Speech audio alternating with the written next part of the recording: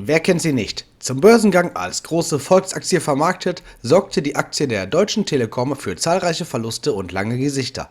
Dies ist nun schon einige Jahre her und wir schauen uns mal die Aktie der Telekom an und sagen dir, ob man damit noch Gewinne erwirtschaften kann.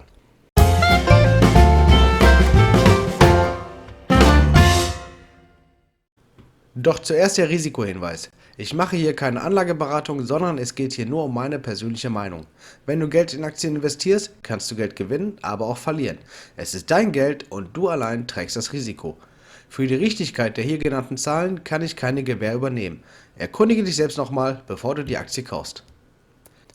Sollte es doch noch jemand geben, der die Deutsche Telekom nicht kennt, dem sei gesagt, dass das Unternehmen vorwiegend für Handy- und Festnetzverträge zuständig ist und somit das Internet in ein heimisches Haus oder der Wohnung und natürlich auch mobil bringt. In der Vergangenheit hat die Deutsche Telekom mit der Kursentwicklung und Dividendenzahlung ihre Anleger glücklich gemacht. So brachte die Aktie den Aktionären in den letzten 10 Jahren eine Rendite von über 120% ein. Kürzere Zeiträume stehen noch mit einem Plus von etwa 30% da. Selbst im aktuellen und schwierigen Börsenjahr 2022 ist noch ein Plus von 17% vorhanden. In den letzten Jahren erhielten die Aktionäre eine Dividende von 60 bis 70 Cent, was einer Dividendenrendite von etwa 4% entspricht. In den letzten 5 Jahren wurde die Dividende um durchschnittlich 1,3% angehoben. Auf Sicht der letzten 10 Jahre haben wir eine negative Dividendenentwicklung von etwas unter 1%. Der deutsche Staat hält etwa 30% der Telekom-Papiere und freut sich bestimmt auch über die Dividendenzahlung, welche dem Unternehmen etwa 42% vom Gewinn kostet.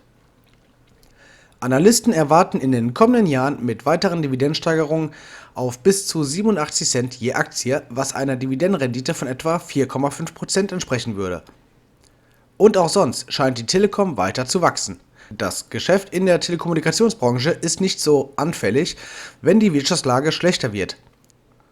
Handy- und Festnetzverträge bleiben oftmals bestehen, da die Kunden weiterhin erreichbar sein wollen und gerne das Internet besuchen möchten.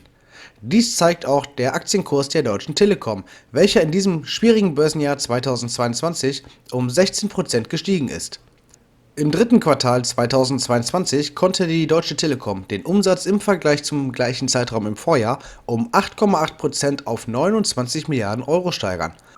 Auch der bereinigte Gewinn konnte um 8,5% auf 10,5 Milliarden Euro gesteigert werden. Besonders stark wächst das Unternehmen in den USA. Fast 2/3 des Gesamtumsatzes werden in den USA generiert.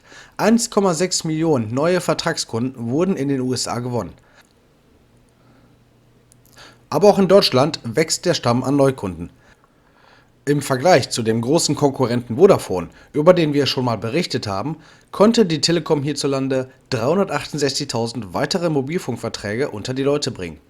Die Deutsche Telekom hatte wiederholt die Prognose für dieses Jahr angehoben. Sie erwarten einen Gewinn von 1,50 € je Aktie statt 1,25 € je Aktie. Derzeit besitzt die Telekom fast 50% an der US-Tochter. Mittelfristig möchte das Unternehmen aus Deutschland jedoch die Mehrheit erlangen. In den unruhigen Zeiten, wie wir derzeit haben, scheint das Telekommunikationsunternehmen ein sicherer Hafen zu sein. Das Unternehmen leidet nicht so sehr unter den wirtschaftlichen Problemen und kann seinen Kundenstamm weiter ausbauen.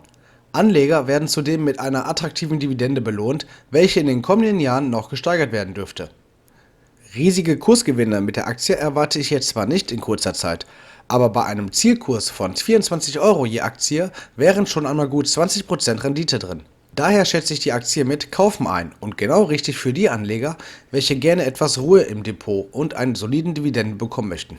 Gerne kannst du deine Meinung zur Deutschen Telekom-Aktie in die Kommentare schreiben und ich würde mich freuen, wenn du diesen Kanal mit einem Abo unterstützen würdest. Hier ist noch unsere Einschätzung zur Vodafone-Aktie und noch ein weiteres Video von uns zur Auswahl. Bis dahin.